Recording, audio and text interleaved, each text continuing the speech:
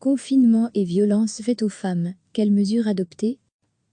Dans la perspective du groupe préparatoire de la conférence interministérielle sur les droits des femmes qui va se tenir ce jeudi 2 avril à propos des mesures à prendre pour lutter plus efficacement contre les violences entre partenaires dans ce contexte de confinement, nous souhaitons attirer votre attention sur les éléments suivants. La crise actuelle met en lumière la précarité des actions de prévention primaire, qui vise à diminuer les violences faites aux femmes et à éviter au maximum de devoir agir dans l'urgence quand ces violences s'expriment. Avec le confinement, davantage de femmes sont confrontées, 24 heures sur 24, à des situations inextricables que beaucoup connaissaient déjà avant. Stress de l'enfermement quotidien avec son agresseur, contrôle permanent des communications et des sorties, montée des tensions dues à la promiscuité, risque d'aggravation des violences et de passage plus fréquent aux violences physiques et sexuelles dans les familles, degré, retrouvez en cliquant ici tous les articles des Grenades, le média de la RTBF, qui dégoupille l'actualité d'un point de vue féministe. Les maisons d'accueil n'ont plus de place disponible, un tel contexte complique la mise en œuvre de stratégies de protection par les femmes concernées, d'autant plus si elles vivent dans un logement exigu ou si elles doivent en même temps se soucier de la sécurité de leurs enfants. Cela complique aussi leur possibilité d'appel à l'aide, d'autant plus si elles ont un faible réseau social, si elles n'ont pas de moyens de communication ou de mobilité, ou si elles veulent éviter le recours à la police, de peur de risquer une expulsion du territoire ou une sanction financière des services sociaux. Avec le confinement, les maisons d'accueil fonctionnent en circuit fermé. Alors qu'il manquait déjà des places auparavant, il n'y a désormais plus de places disponibles. Nous saluons les décisions prises récemment par la région wallonne concernant la distribution de masques et l'octroi d'un soutien financier aux maisons d'accueil. Mais le matériel de protection n'est pas garanti dans la durée, ce qui entretient un climat anxiogène tant pour les résidentes déjà sur place que pour le personnel qui y risque leur santé. Une difficulté de plus est celle du manque d'espace pour pouvoir mettre en quarantaine les femmes hébergées présentant des symptômes ou ayant eu des contacts avec des personnes infectées. Un tel contexte complique la mise en œuvre de stratégies de protection par les femmes concernées, d'autant plus si elles vivent dans un logement exigu ou si elles doivent en même temps se soucier de la sécurité de leurs enfants. Dysfonctionnement de la police et de la justice. Enfin, de nombreux dysfonctionnements existent depuis longtemps au niveau de la police et de la justice, en ce qui concerne l'intervention d'urgence, la mise en protection des victimes, l'enregistrement et le suivi des plaintes ou la responsabilisation des auteurs. Dans le contexte actuel, les effectifs de la police et de la justice semblent être prioritairement mobilisés pour faire respecter les mesures de confinement, et nous craignons que l'attention portée à la lutte contre les violences, déjà insuffisante, en pâtisse, comme semblent en attester les premiers témoignages que nous recevons. Nous saluons le travail et les décisions prises par la Task Force, qui s'est organisée avec des services spécialisés, et les ministres Bénédicte Linard, Christy Moril, Nawal Benamou et Barbara Tract. Nous espérons que la conférence interministérielle soit l'occasion de continuer à concrétiser les mesures nécessaires pour lutter efficacement contre les violences faites aux femmes, en se conformant davantage aux exigences de la Convention d'Istanbul ratifiée par la Belgique en 2016. Pour recevoir les informations des Grenades via notre newsletter, n'hésitez pas à vous inscrire ici. Quelles mesures? Parmi les mesures à mettre en œuvre immédiatement, nous insistons en particulier sur celle-ci. 1. Entreprendre une large campagne publique avec 4 objectifs.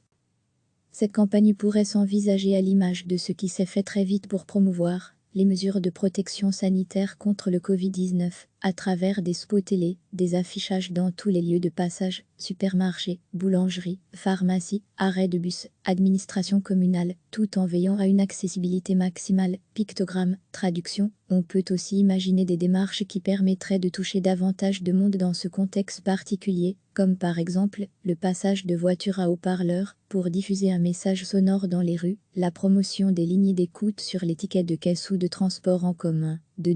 Améliorer les lignes d'écoute existantes en renforçant les équipes, avec des professionnels l'ES ayant reçu une formation de base accélérée pour pouvoir. 3.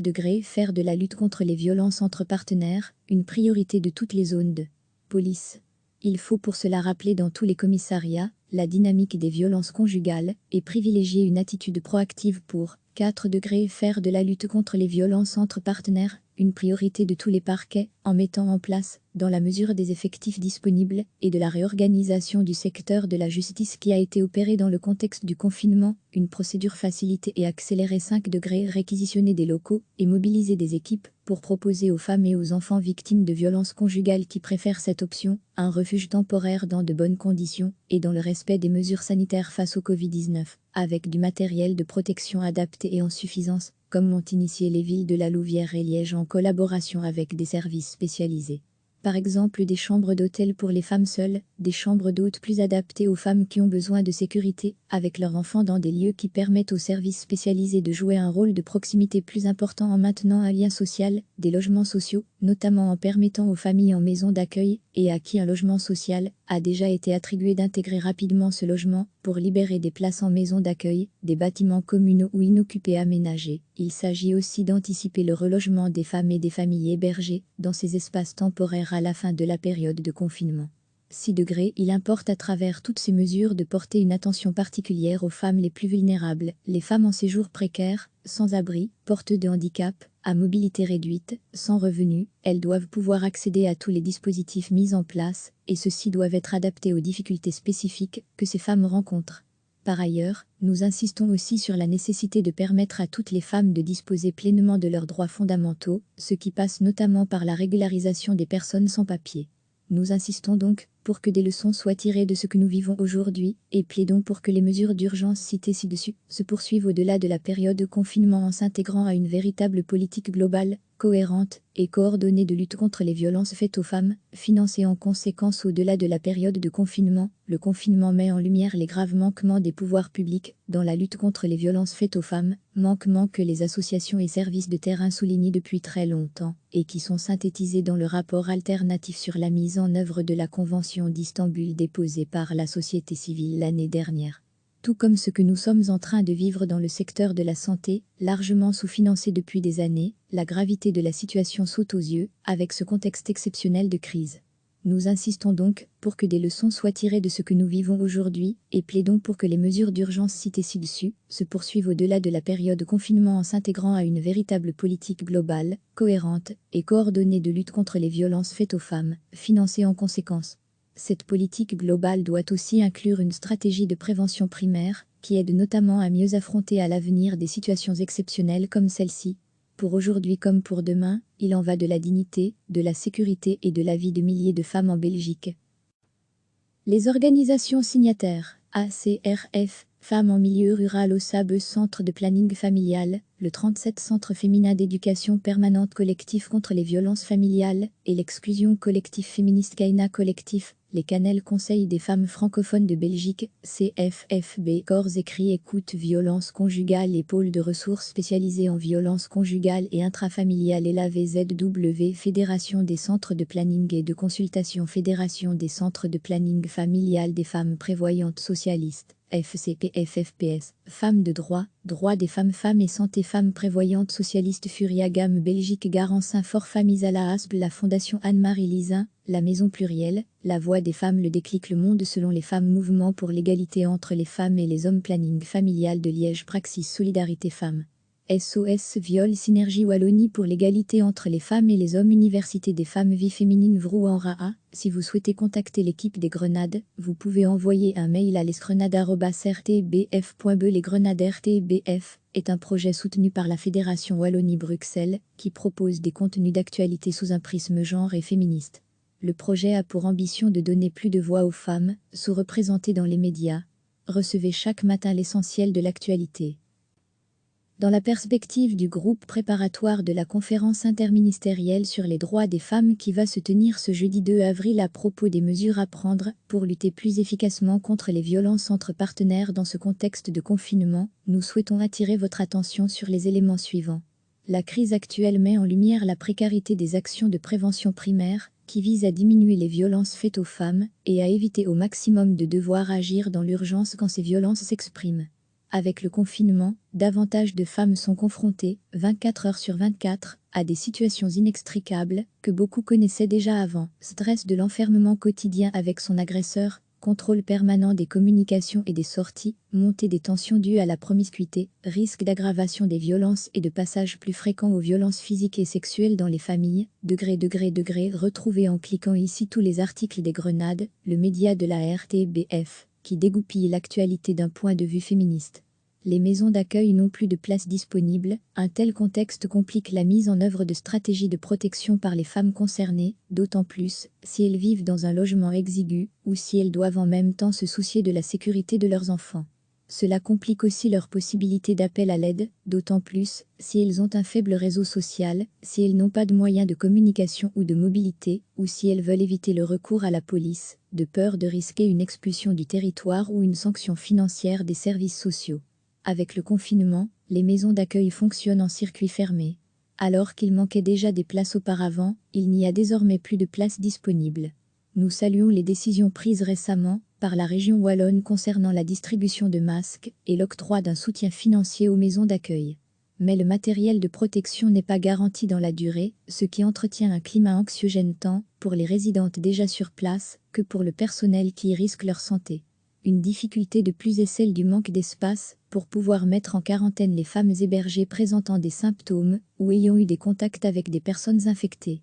Un tel contexte complique la mise en œuvre de stratégies de protection par les femmes concernées, d'autant plus si elles vivent dans un logement exigu ou si elles doivent en même temps se soucier de la sécurité de leurs enfants. Dysfonctionnement de la police et de la justice. Enfin, de nombreux dysfonctionnements existent depuis longtemps au niveau de la police et de la justice, en ce qui concerne l'intervention d'urgence, la mise en protection des victimes, l'enregistrement et le suivi des plaintes ou la responsabilisation des auteurs.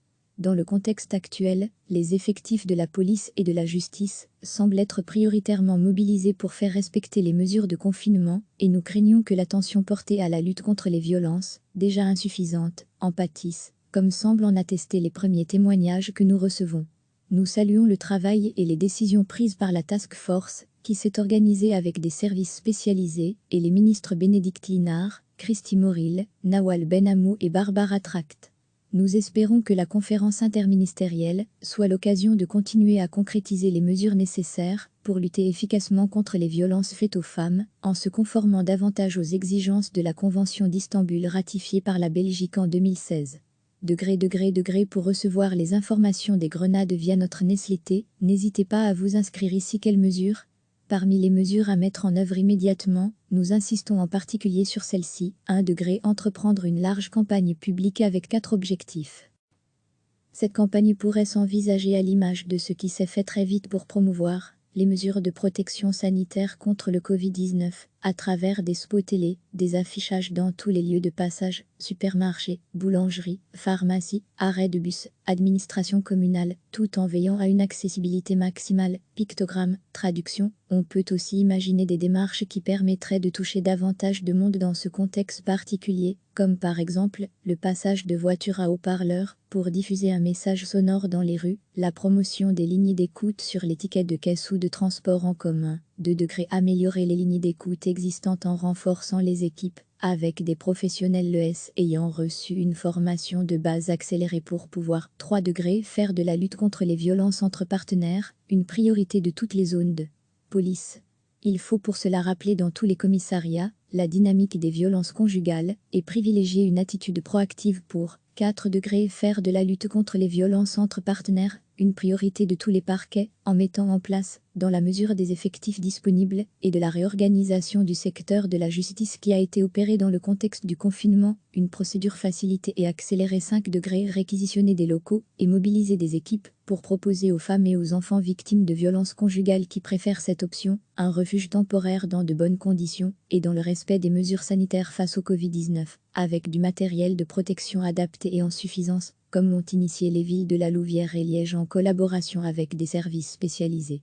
Par exemple des chambres d'hôtel pour les femmes seules, des chambres d'hôtes plus adaptées aux femmes qui ont besoin de sécurité, avec leurs enfants dans des lieux qui permettent aux services spécialisés de jouer un rôle de proximité plus important en maintenant un lien social, des logements sociaux, notamment en permettant aux familles en maison d'accueil et à qui un logement social a déjà été attribué d'intégrer rapidement ce logement pour libérer des places en maison d'accueil, des bâtiments communaux ou inoccupés aménagés. Il s'agit aussi d'anticiper le relogement des femmes et des familles hébergées dans ces espaces temporaires à la fin de la période de confinement. 6 degrés, il importe à travers toutes ces mesures de porter une attention particulière aux femmes les plus vulnérables, les femmes en séjour précaire, sans abri, porteuses de handicap, à mobilité réduite, sans revenus. Elles doivent pouvoir accéder à tous les dispositifs mis en place, et ceux-ci doivent être adaptés aux difficultés spécifiques que ces femmes rencontrent. Par ailleurs, nous insistons aussi sur la nécessité de permettre à toutes les femmes de disposer pleinement de leurs droits fondamentaux, ce qui passe notamment par la régularisation des personnes sans papier. Nous insistons donc pour que des leçons soient tirées de ce que nous vivons aujourd'hui et plaidons pour que les mesures d'urgence citées ci-dessus se poursuivent au-delà de la période de confinement en s'intégrant à une véritable politique globale, cohérente et coordonnée de lutte contre les violences faites aux femmes, financée en conséquence au-delà de la période de confinement. Le confinement met en lumière les graves manquements des pouvoirs publics dans la lutte contre les violences faites aux femmes, manquements que les associations et services de terrain soulignent depuis très longtemps et qui sont synthétisés dans le rapport alternatif sur la mise en œuvre de la Convention d'Istanbul déposé par la société civile l'année dernière. Tout comme ce que nous sommes en train de vivre dans le secteur de la santé, largement sous-financé depuis des années, la gravité de la situation saute aux yeux, avec ce contexte exceptionnel de crise. Nous insistons donc pour que des leçons soient tirées de ce que nous vivons aujourd'hui, et plaidons pour que les mesures d'urgence citées ci-dessus se poursuivent au-delà de la période de confinement en s'intégrant à une véritable politique globale, cohérente et coordonnée de lutte contre les violences faites aux femmes, financée en conséquence. Cette politique globale doit aussi inclure une stratégie de prévention primaire, qui aide notamment à mieux affronter à l'avenir des situations exceptionnelles comme celle-ci. Pour aujourd'hui comme pour demain, il en va de la dignité, de la sécurité et de la vie de milliers de femmes en Belgique. Les organisations signataires, ACRF, Femmes en milieu rural au SABE Centre de planning familial, le 37 Centre féminin d'éducation permanente collectif contre les violences familiales et l'exclusion collectif féministe Kaina collectif, les Canels Conseil des femmes francophones de Belgique, CFFB, Corps écrit écoute violence conjugale et pôle de ressources spécialisés en violence conjugale et intrafamiliale et la VZW, Fédération des centres de planning et de consultation, Fédération des centres de planning familial des femmes prévoyantes socialistes. FCPFFPS, Femmes de droit, Droits des femmes, Femmes et santé, Femmes prévoyantes socialistes, Furia Gamme Belgique, Garant Saint-Fort, Familles à la Hasble, la Fondation Anne-Marie Lizin, la Maison Plurielle, La Voix des femmes, Le Déclic, Le Monde selon les femmes, Mouvement pour l'égalité entre les femmes et les hommes, Planning familial de Liège, Praxis Solidarité Femmes. SOS Viol, Synergie Wallonie pour l'égalité entre les femmes et les hommes, Université des femmes, Vie féminine Vrouen-Raa. Si vous souhaitez contacter l'équipe des Grenades, vous pouvez envoyer un mail à lesgrenades@rtbf.be. Les Grenades RTBF est un projet soutenu par la Fédération Wallonie-Bruxelles qui propose des contenus d'actualité sous un prisme genre et féministe. Le projet a pour ambition de donner plus de voix aux femmes, sous-représentées dans les médias. Cliquez sur s'abonner pour recevoir les dernières nouvelles.